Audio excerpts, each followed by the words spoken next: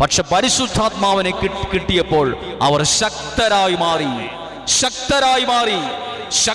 മാറി. പരിശുദ്ധാത്മാവ് നിങ്ങളിൽ വരുമ്പോൾ നിങ്ങളുടെ കഴിവുകേടുകൾ മാറും, നിങ്ങളുടെ ബലഹീനതകൾ മാറും.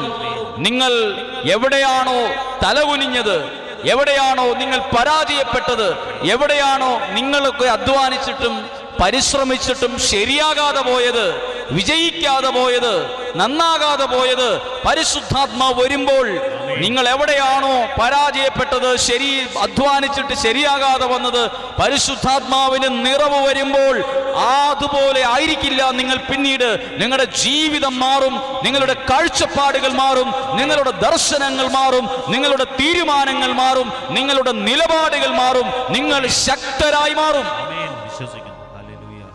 ഒരു കാര്യത്തിൽ മാത്രമല്ല, എല്ലാ കാര്യത്തിലും ഇങ്ങനെയാണ്.